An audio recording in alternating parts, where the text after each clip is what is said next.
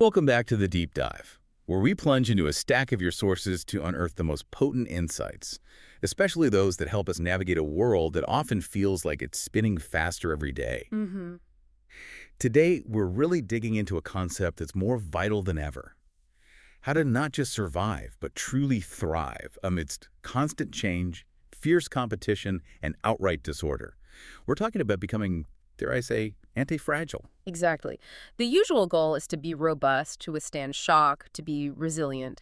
But what if we could go beyond that? What if we could actually develop strategies that allow us to gain from volatility, uncertainty, and stress? Right, turn that chaos into an advantage somehow. That's the heart of what we're exploring today. This deep dive is tailor-made for you, whether you're leading an organization, developing a new product, or simply trying to navigate your own career and life in a dynamic, unpredictable market. We want to move beyond just bouncing back. Okay. Our mission today, then, is to pull out key strategies from your extensive source material, spanning business, innovation, leadership, and finance. We want to help you understand how successful entities and even individuals don't just adapt, but actively capitalize on turbulent environments, turning challenges into opportunities. Yeah, how do you make volatility your friend, not your enemy? So how do we shift from merely enduring to actually evolving and getting stronger with every shock? Let's unpack this. The battlefield of business, understanding competition and building anti-fragility. Let's kick things off by acknowledging the unavoidable reality of competitive markets. Many of our sources paint a pretty vivid picture of these landscapes as intense battlegrounds, not placid ponds. It's not optional, right? This competition. No, absolutely not. They absolutely do. Take blitzscaling, for instance, which highlights that companies almost always operate in fiercely competitive markets where they need to outgrow their rivals. And blitzscaling itself is about that insane speed, isn't it? Yeah. Speed over everything else, almost. Exactly. It's essentially an aggressive growth strategy focused on extreme speed over efficiency, often at significant risk, in highly uncertain markets, specifically to achieve massive scale quickly. It's not a gentle stroll, it's a full-on sprint where stopping means falling behind. Wow. Okay. Then there's liar's poker, offering a more visceral, almost primal view of the trading floor as like a jungle. It starkly emphasizes that survival depends on understanding your environment and, crucially, your jungle leader. A jungle leader. Yeah, it's not just about abstract market forces. It's about the very real, often aggressive human element of competition, where you need to be acutely aware of your surroundings and your adversaries to avoid becoming prey. It's rough out there. So it's definitely not enough to just focus inward, is it? You have to be acutely aware of everything happening around you, almost like having a 360-degree radar on constant scan. You're never operating in a vacuum. That's right. You just can't. Competitive strategy reminds us that changes only carry strategic significance if they affect the underlying sources of the 5 competitive forces. Porter's 5 forces, the classics. The very same. Now, for those thinking, what, 5 forces? This is Michael Porter's powerful framework that helps us understand industry structure, looking at threats from new entrants and substitutes, the bargaining power of buyers and suppliers, and the intensity of rivalry. Right, the fundamental structure of the industry. Exactly. So when you see a trend, the disciplined approach means continually asking if it's truly impacting these structural elements, like mobility barriers that make it hard for new players to enter, or changes in the relative power of buyers or suppliers, or if it's just noise, a temporary distraction. Filtering the signal from the noise. Precisely. Understanding these forces helps you anticipate shocks and position yourself to gain, rather than simply withstand them. It's an anti-fragile lens for market analysis, seeing how stress might actually reveal opportunities if you understand the structure. That makes a lot of sense, understanding the deeper currents beneath the surface. But okay, so the competition is fierce, like a jungle. You don't always have to go head-to-head with the biggest gorilla in that jungle, do you? Surely there's a smarter way to compete, like a clever guerrilla tactic instead of a frontal assault, especially if you're not the market leader. You've hit on a critical point, a very critical point. Positioning directly warns against the suicidal bent of companies that go head-on against established competition. It's just often a bad idea. Suicidal bent, that's strong language. It is, but the examples back it up. Think about Bristol-Myers attempting to unseat Crest toothpaste with a product called Fact, or Alka-Seltzer trying the same with Resolve. I don't even remember those products. Exactly. Both were colossal failures despite massive investments, simply because they tried to fight on the competitor's home turf using the competitor's rules without truly differentiating in a meaningful, perceived way. They lacked the anti-fragile cunning to pivot or find a different angle. They just charged straight ahead. So if direct confrontation is often a trap, then this next idea feels really promising. What does it truly mean to find your unique space, rather than just trying to be better at what others already do? How do you carve out that niche? It's the core insight of positioning, really. The goal isn't just to sell a product, it's to create and occupy a space inside the target customer's head. Inside their head. Yeah, think about how quickly we use shorthand references to categorize brands. Mercedes, top-of-the-line conservative, or BMW, upscale performance sedan, yuppie. These aren't just descriptions, they're mental slots, little boxes in the brain. Right, mental shortcuts. Precisely. If you don't make the choice to fill that space with a single, clear attribute, your unique selling proposition in the market, and more likely your competition will do it for you. And as the source warns, they won't be kind. They'll pigeonhole you in a way that doesn't serve your interests, making you fragile to their narrative. Wow, so they define you before you define yourself. And usually not in a flattering way. It's about owning a mental category, not just a market share. Then playing to win adds another layer to this, suggesting strategies for where to play that amplify this idea of smart, indirect competition. So it's not just about what you sell, but the mental real estate you own in your customer's mind. And playing to win helps guide you on how to pick your battles more effectively, almost like a strategic general, looking for those pathways to anti-fragile advantage. Where's the weak spot? Where's the unexpected angle? Precisely. It advises looking for ways to attack from unexpected directions, along the lines of least resistance. There's a powerful metaphor here. Why storm a heavily fortified castle when you can find a back door, or better yet, build a completely new castle? Yeah, don't bang your head against the wall if there's an open gate around the corner. Exactly. It explicitly warns against attacking walled cities or taking on strongest competitors head-to-head if you can help it. And here's a crucial caution. Beware the seductive allure of white space, which is often occupied by a formidable competitor you just don't see or understand. Ooh, the hidden competitor. Like a trap. It can be. It's a reminder that what appears to be an open field might just be a cleverly camouflaged trap, designed to ensnare those who rush in without truly understanding the landscape. An anti-fragile approach means carefully assessing the terrain and choosing your engagements wisely, sometimes by creating entirely new terrains altogether. Don't just react, reshape. That's a powerful idea, creating a new terrain. So what if you could fundamentally redefine the playing field itself? Not just find a niche, but create a whole new game, making your competitors' rules obsolete. Amazon, for example, didn't just compete with retailers, it created an unstore. That's a truly powerful example from the everything store. Jeff Bezos' vision of an unstore meant Amazon wasn't bound by traditional retail rules. It was something else entirely. What did that mean in practice? Limitless shelf space. Exactly. Imagine for the first time a store that offered limitless shelf space, far beyond anything a physical store could ever conceive. It personalized itself for every customer, an impossible feat for a brick and mortar. Right, the recommendations, the history. And radically, it allowed negative reviews next to positive ones, giving customers an unprecedented level of transparency and trust, which seemed crazy at the time. Yeah, most companies hide the bad stuff. But Bezos saw it differently. In his eyes, Amazon became both Walmart and Nordstrom's by offering everyday low prices and great customer service, something traditional retailers struggled to combine. He didn't just compete, he fundamentally changed the definition of a store, making the old models fragile against his new, unbound approach. That's pure anti-fragility in business model design. He benefited from the limitations of the old system. And in a very different way, Steve Jobs redefined physical retail for Apple, making it an experience rather than just a transaction. He didn't just sell phones. He sold a destination, a feeling. The Four describes Jobs' genius in understanding that to sell electronics hardware as premium-priced luxury items, you had to sell them like other luxury items. You couldn't just stick them on a shelf at a big box store. So create a luxury environment. Precisely. This meant shining temples under brilliant lights with ardent young geniuses salespeople. The Apple Store wasn't just a place to buy a computer, it became a glass box where customers could be seen, a place to gather, learn, and experience the brand. Part of the show, almost. Yeah, this transparency enhanced the perception of exclusivity and desirability, turning a retail space into a brand statement, a community hub, and a status symbol all at once. It moved beyond mere function to a carefully crafted emotion, fundamentally transforming the physical retail experience and creating an anti-fragile advantage, a moat that competitors still struggle to replicate.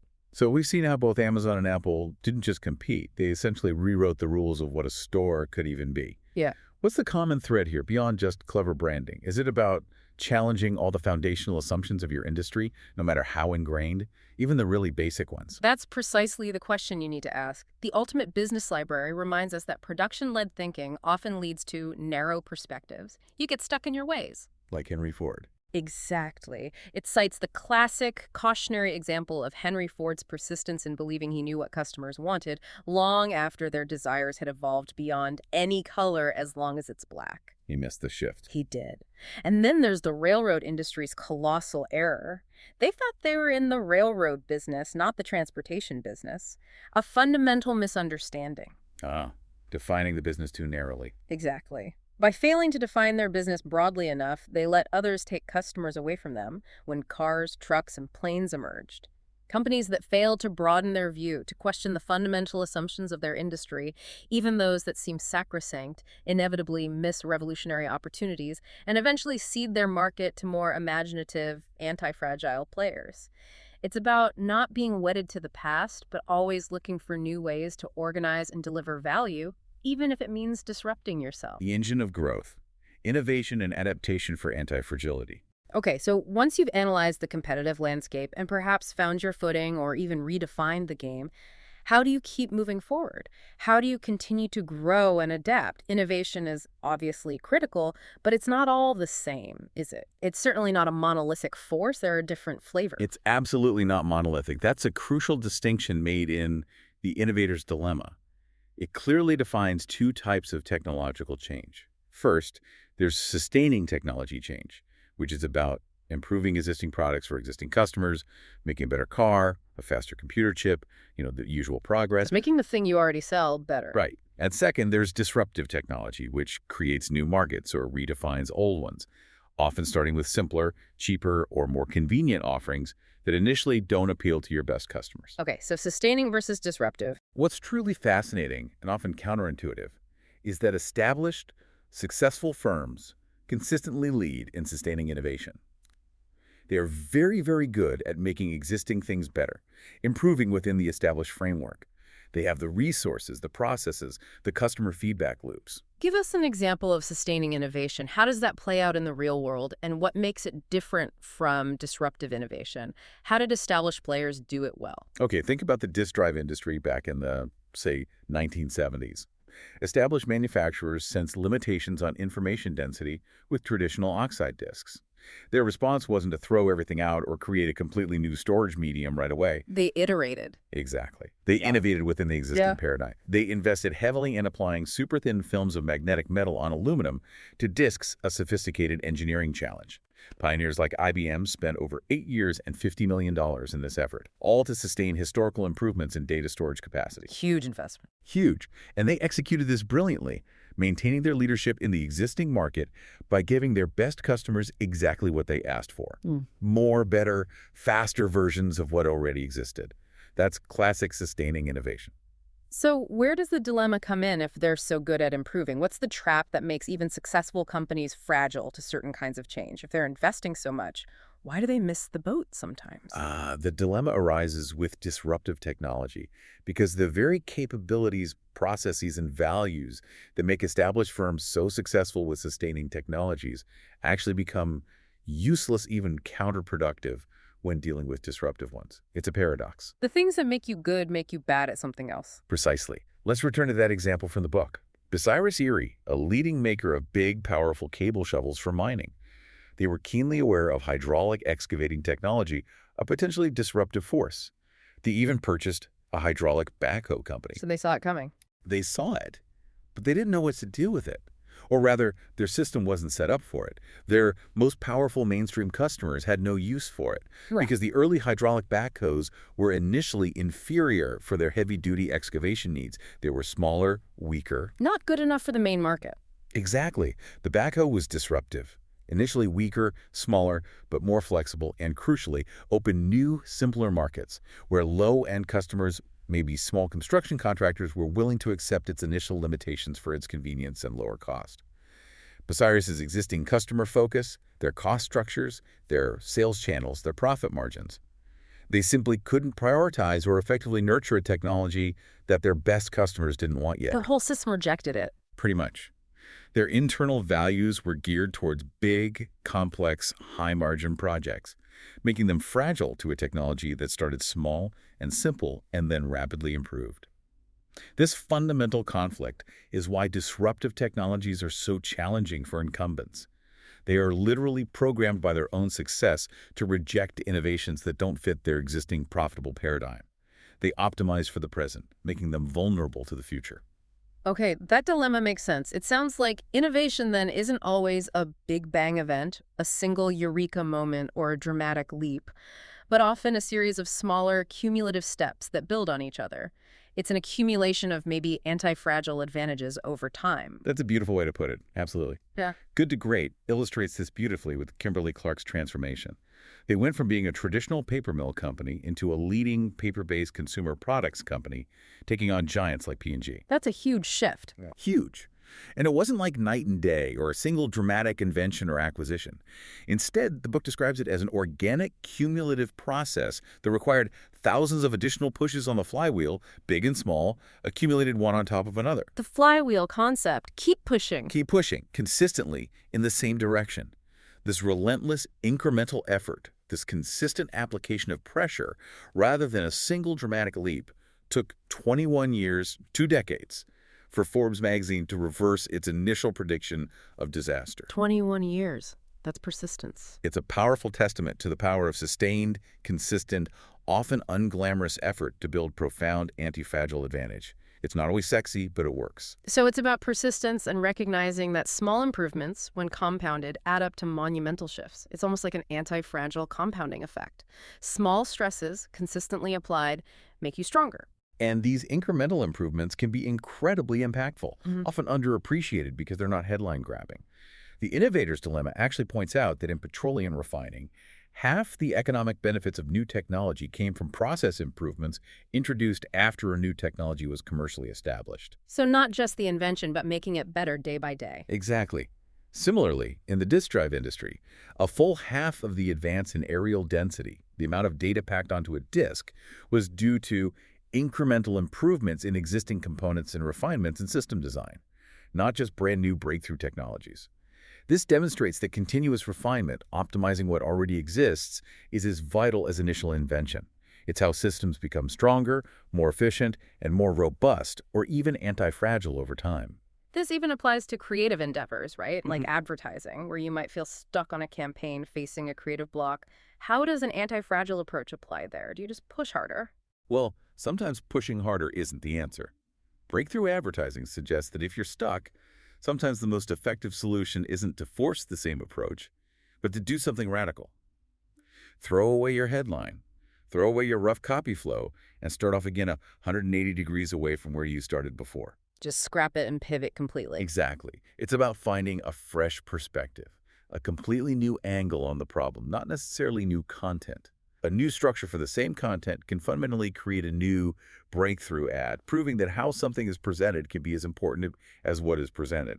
It's an anti-fragile move against creative stagnation, using the stress of being stuck to force a jump to something entirely new, potentially much better. So we've covered how innovation can be cumulative and even found in surprising places, like just reframing something.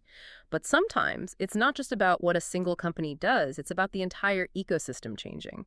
How do broader technological shifts, almost like a ripple effect, create these massive new opportunities or challenges? 7 Powers points to something called network economies as a particularly powerful force here. Network economies. Yes, they are a force to be reckoned with, described in 7 Powers as a situation where the value of a product or service increases significantly with the number of users. Think telephones, social media. The more people have it, the more useful it is for everyone. Exactly. The book explains how Intel gained a significant, almost anti-fragile advantage in the early years of consumer PCs because of this. Key software, like the foundational spreadsheet program Lotus 123 and the operating system MS-DOS, were programmed specifically for Intel's processor, the x86 architecture. The standard back then. Right. This meant that when other PC makers came online, Compaq, Dell, Gateway, all of them, they had to utilize Intel-compatible chips to ensure compatibility with the most popular software that people actually wanted to run, They were locked in. pretty much. This created a reinforcing loop of demand. More software for Intel chips meant more demand for PCs with Intel chips, which meant more developers making software for Intel chips, which further solidified Intel's position. It locked in market share for Intel, creating a classic self-reinforcing network effect. The more users, the more valuable the network, making it incredibly hard for rivals with different architectures to compete, even if their tech was arguably better in some ways. It built this massive moat. And we're seeing similar, maybe even faster, network-driven shifts in modern finance, right? Where the digital revolution is creating rapid cycles of competition and adaptation. It's like a real-time stress test on traditional models. Absolutely. Things are moving incredibly quickly there. The technological revolution in financial services highlights 2007 as a truly pivotal year. Of course, we remember the financial crisis, but technologically. The iPhone. The iPhone launched, yes. Wait. Android launched. And IBM's Watson had its big moment, showcasing the power of AI in processing vast amounts of data, a real game changer that finance would soon embrace. A convergence of technologies. Exactly. This confluence of events was swiftly followed by Bitcoin and blockchain in 2009. This spurred thousands of fintech ventures challenging traditional banking models, almost like a massive distributed stress event on the financial system. They were poking holes everywhere. So how did the big banks react? Did they just become fragile? Well, some were slow, but others adapted. In response, incumbent banks, like JP Morgan Chase and Wells Fargo, didn't just sit back. They actually collaborated, which isn't always easy for banks to offer. Zelle, a direct P2P payment competitor, Taking on Venmo and the others? directly competing with fintech successes like Venmo, and remarkably, leveraging their huge existing customer base, they quickly surpassed Venmo in payment volume. This demonstrates rapid adaptation and the power of incumbents to leverage their scale, customer base, and their willingness to collaborate when faced with widespread technological disruption. They learned to gain from the disruption by offering a competing service, demonstrating an anti-fragile response. They didn't just defend, they counterattacked effectively. The human element. Leadership and organizational anti-fragility. Okay, so we've explored the external battlegrounds of competition and the internal engine of innovation. But who actually wields these strategies? Who fuels that engine, especially when the unexpected hits? Ultimately, it all comes down to the human element, doesn't it? It really does. Let's shift our focus to the very core of organizational resilience and anti-fragility. The leadership and the teams that either make or break these brilliant plans, especially under pressure. That's absolutely the crux of it. You can have the best strategy in the world, but without the right people executing it. Well, how will you measure your life? States it very directly. Except for the rare monopoly situation, the only thing that differentiates one business from another in any given field is the quality of its management on all levels. Or quality of management, not just the CEO, but all levels. All levels. This makes management a critical focus point, far more impactful in the long run than fleeting market advantages or technological leads. It's the human capital, the leadership capability, and the culture they create that truly sets organizations apart and determines their capacity for adaptation, resilience, and ultimately anti-fragility. And leadership that gets results makes it clear this isn't about simply having a charismatic personality or being a natural leader. It's a cultivated skill, a strategic choice that can be learned and honed. It's not just something you're born with. You've got it. That's a common misconception. The source emphasizes that leadership style is a strategic choice, not just a function of personality. The most successful leaders aren't just one type of leader, they're adaptable. They leverage a range of emotional intelligence competencies. EQ. Exactly. Things like self-awareness, self-regulation, motivation, empathy, and social skill. Crucially, they understand how to apply different styles, maybe being visionary sometimes, coaching at other times, being affiliative, democratic, pace-setting, or even commanding when necessary to best address the demands of a particular situation. Knowing which tool to use when. Precisely. It's about flexibility and intentionality, adapting their approach to the specific needs of the moment and the team. This adaptability, this ability to change one's leadership style in response to the environment, is a hallmark of anti-fragile leadership. They aren't rigid, they flex. So how do leaders cultivate teams that can withstand and adapt to constant change, building not just competence, but true resilience and even anti-fragility? How do you create an environment where stress actually makes the team stronger, not breaks it? That's the million-dollar question. Radical candor provides a brilliant, though sometimes challenging, dual framework for this. Care personally and challenge directly. Care personally, challenge directly. Sounds simple, but probably hard in practice. It is. Caring personally means genuinely giving a damn about your team members as human beings, sharing your whole self beyond just the work persona.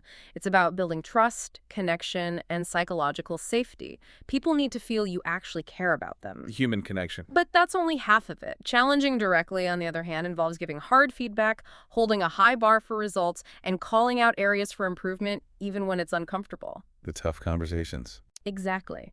The paradox is that challenging directly, while sometimes uncomfortable in the short term, is often the most profound way to show you care, as it helps people grow, improve, and reach their potential.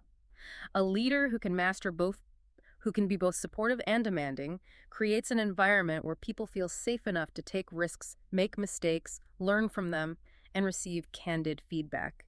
This makes the team stronger and more anti-fragile in the face of mistakes or setbacks. They learn from the stress. That's a tough tightrope to walk, isn't it? Yeah. Care personally and challenge directly. I mean, who hasn't felt that way? I remember a situation early in my career where I probably cared too much personally and didn't challenge directly enough. And honestly, it didn't help anyone grow. It just delayed the inevitable. It's a skill you really have to learn and relearn. That's a great personal insight, and it highlights how counterintuitive it can be sometimes. We often avoid the challenge because we think it conflicts with caring. Yeah. And dealing with problems, especially big existential ones, demands a collective approach, right? A leader can't shoulder everything and expect the team to be anti-fragile. That seems like a recipe for burnout and fragility. Absolutely. As for shared burdens, the hard thing about hard things stresses this vital point. Don't put it all on your shoulders. Resist the urge to be the hero who carries everything. Easier said than done sometimes. It is, but the advice is clear. Instead, a leader should share every burden that you can and get the maximum number of brains on the problems, even if those problems represent existential threats. Be vulnerable with the team. Yes. The author, Ben Horowitz, recounts telling his Opsware team very directly they were getting our asses kicked in competitive deals, acknowledging profound vulnerability and failure. It must have been terrifying. Wow.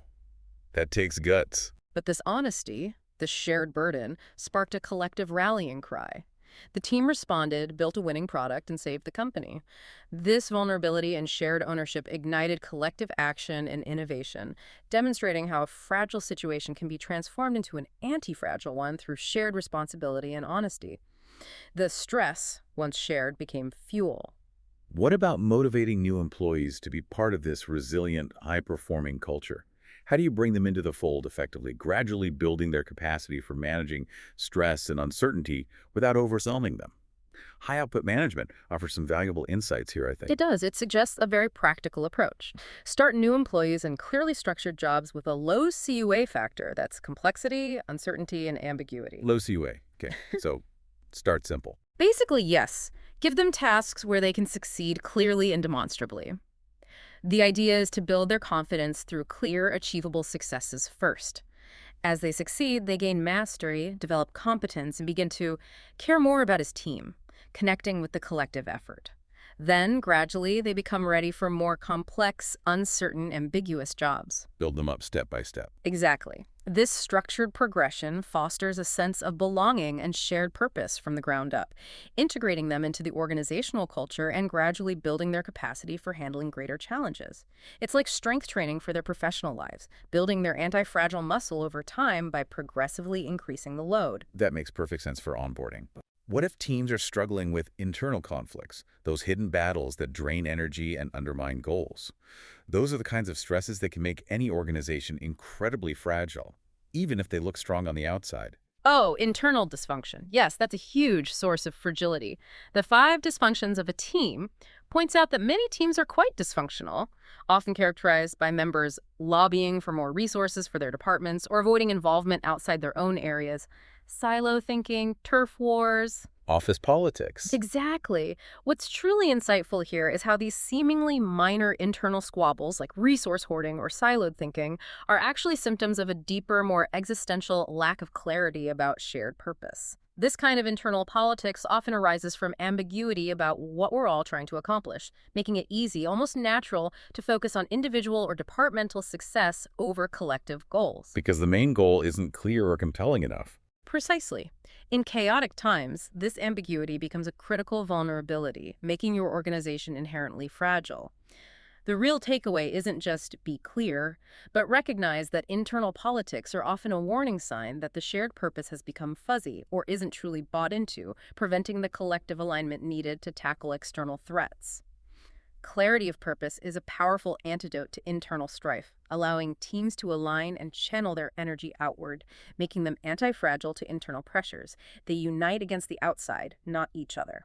Beyond team dynamics, how does a leader maintain their own effectiveness, their own equilibrium, amidst turbulence and constant demands?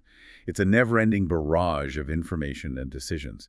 How do they stay anti-fragile themselves? That's critical. The leader sets the tone. The Harvard Business Review Guide's ultimate boxed set highlights the crucial importance of self-regulation for leaders. This isn't just about suppressing emotions, like being robotic. What does it mean then? It means controlling one's feelings constructively, stepping back to consider reasons for failure objectively, resisting impulsive reactions, and offering well-considered solutions rather than just venting or blaming. This capacity for composure and objectivity is essential for making sound decisions under pressure and for modeling steady leadership for the team. It's an internal anti-fragility, the ability to not just handle stress, but to process it constructively without breaking down or lashing out. And grit adds a fascinating psychological layer to this, connecting our internal narrative to our external resilience, showing how our interpretation of events is key. It's not just what happens, but what we tell ourselves about it. It truly does. Grit reveals that our subjective interpretations, our self-talk of objective events, like losing a job or an argument or project failing, are what give rise to our feelings and our behavior. What story do you tell yourself? So change the story, change the outcome. To a large extent, yes. Cultivating a mindset that can reframe challenges, seeing setbacks as opportunities for learning rather than insurmountable failures, can be incredibly powerful for a leader's personal resilience and ability to bounce back stronger. It's about mastering your internal dialogue, essentially making your mind anti-fragile to negative interpretations. When you can reframe a stressor as a learning opportunity, you actually gain from it. You learn, you adapt, you get better. So what does this all mean for developing a strong personal foundation, a guiding compass in a chaotic world that allows for this kind of anti-fragile growth? How do you build that internal anchor? The 7 Habits of Highly Effective People stresses creating a personal mission statement, your constitution, as Covey calls it, something deeply personal that articulates your vision and values. But a personal North Star. Exactly. It acts as a solid foundation for development and provides consistent sense of direction, persistent wisdom, and a steady power supply or sense of personal intrinsic worth. This statement guides your behavior, especially when external events threaten to throw you off course. It helps you make proactive choices rather than just reacting. And it fuels that daily renewal habit. Yes, it enables what the source calls daily private victory, which involves dedicating time, ideally a minimum of 1 hour a day, to the renewal of the physical, spiritual, and mental dimensions. Sharpening the saw, as Covey puts it, this isn't optional self-care. It's crucial for continuous improvement and for cultivating that deep personal anti-fragility. You need to maintain the instrument. Can organizations do this too? Have a kind of constitution? Absolutely. The text suggests that organizations can adopt a similar approach, citing IBM's deeply ingrained belief system in the dignity of the individual, excellence, and service as a source of tremendous base of shared values and personal security, acting as a collective mission statement that anchors the entire company through decades of change. It gives people something stable to hold on to, even when everything else is in flux. Navigating financial uncertainty and cultivating financial anti-fragility. Let's shift gears now and turn our attention to the financial realm. How do these themes of uncertainty and adaptation play out when it comes to investing and building long-term value? This is an area where emotions often run incredibly high and can easily make us, well, pretty fragile. Oh, extremely fragile. The financial markets are almost designed to trigger our deepest fears and greed. The Intelligent Investor, Benjamin Graham's classic, offers the sobering truth right from the start, a powerful warning. The investor's chief problem, and even his worst enemy, is likely to be himself. Ourselves, not the market. Often, yes. It's not just the market itself, it's our reactions to it. Graham observed that investors often fear solitude more than losing money. meaning they are incredibly reluctant to take contrarian positions, even if those positions are financially sound and likely to yield long-term gains. They'd rather be wrong with the crowd than potentially right alone. The safety of the herd. Exactly. This herd mentality makes them incredibly fragile to market sentiment and bubbles.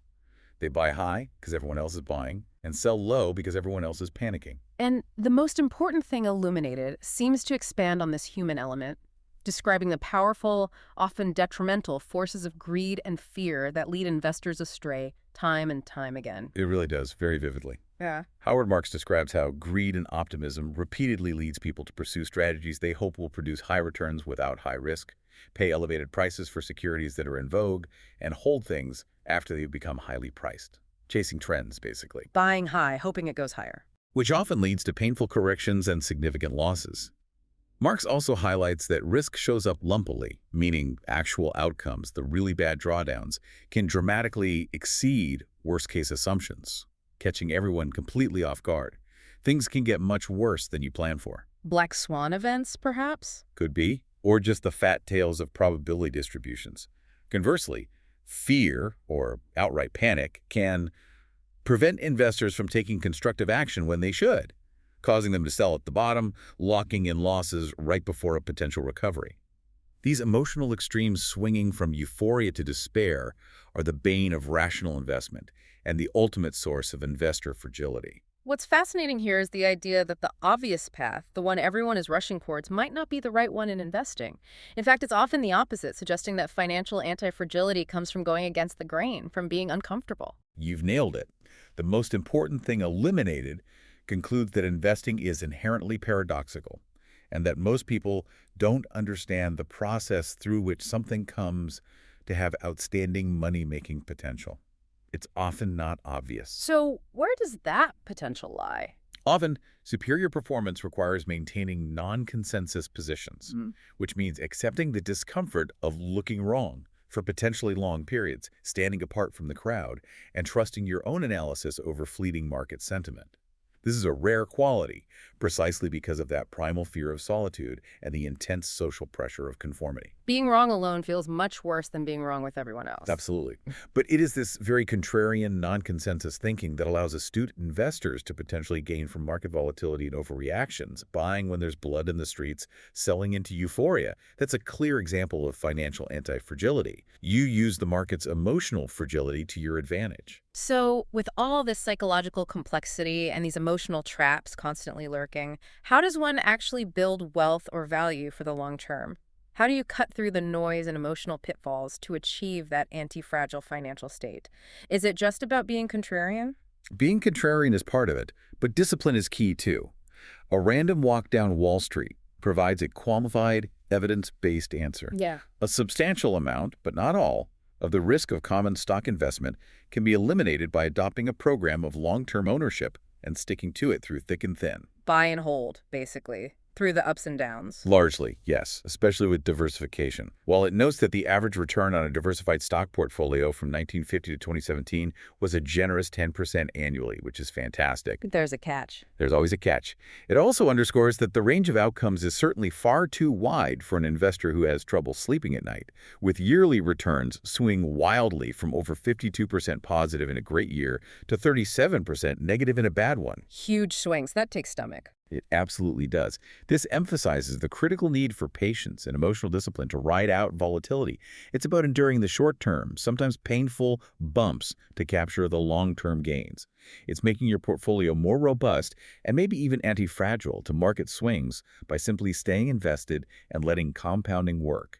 Time heals many wounds, financially speaking. And the richest man in Babylon, going way back, offers foundational advice that resonates across millennia, simplifying wealth creation to its core, timeless principles, almost pre-psychology. It's incredibly simple, yet profound.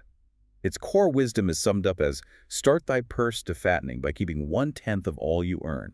Pay yourself first. The 10% rule, still relevant. Absolutely. This is the fundamental, non-negotiable step of saving. Then it emphasizes that every gold piece you save is a slave to work for you.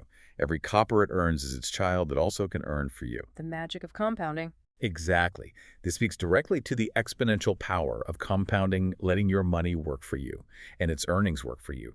creating a self-reinforcing, potentially anti-fragile wealth-building system over decades. Crucially, it also warns against taking advice about his savings from one who is inexperienced in such matters, highlighting the need for credible, informed guidance to avoid financial missteps and scams. Choose your advisors wisely.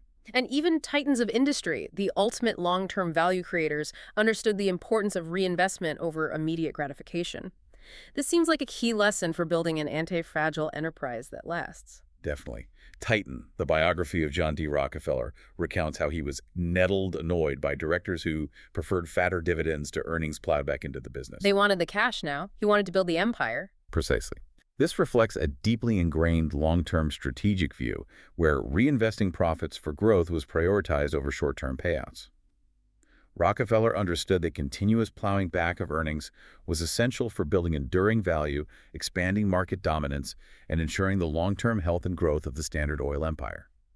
It's a foresight many modern companies, under pressure from quarterly earnings calls, still struggle with, often falling prey to short-term pressures, which ultimately makes them more fragile. Sacrificing the future for the present. His approach was about building an anti-fragile corporate machine that could relentlessly expand, acquire, and weather storms by constantly strengthening its foundations. Finally, let's connect this to broader economic systems.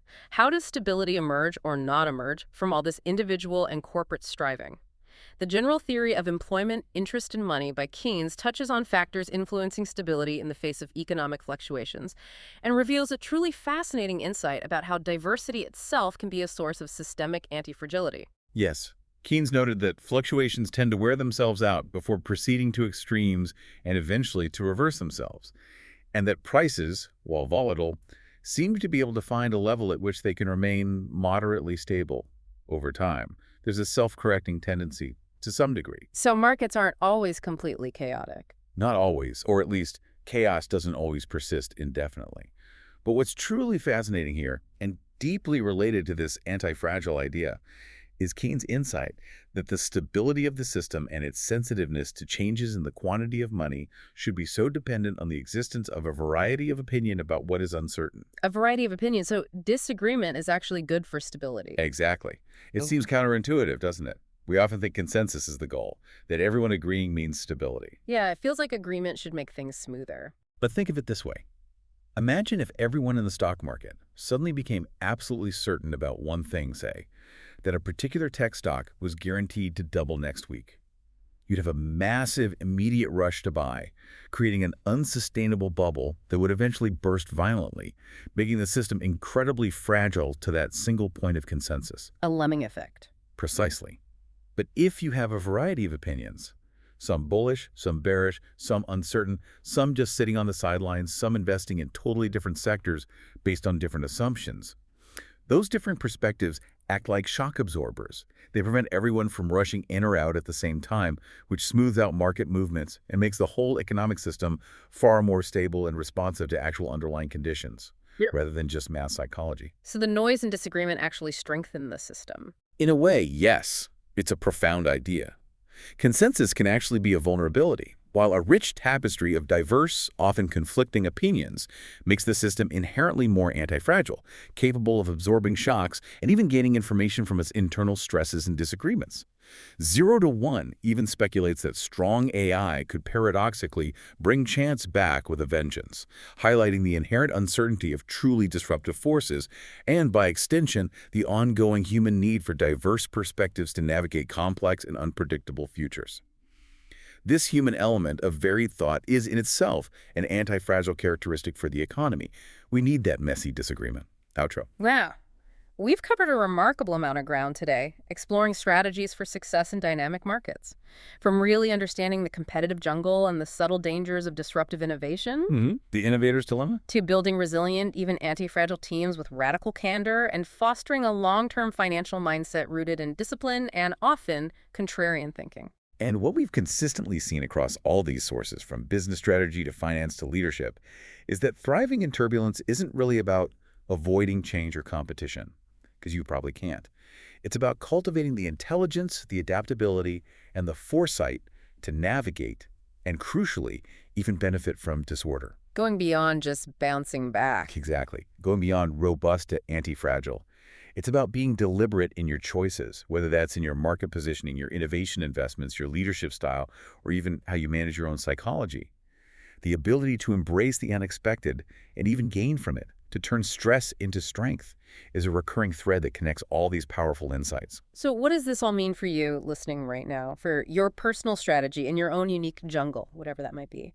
Maybe take a moment to consider how much of your current strategy in your career, your business, your investments is merely reacting to external pressures, to the latest fad or competitor move, just trying to keep up. Just surviving. And then reflect on how much of it is truly about shaping your environment and intentionally setting yourself up to gain from its inevitable disorder, even in small, everyday ways.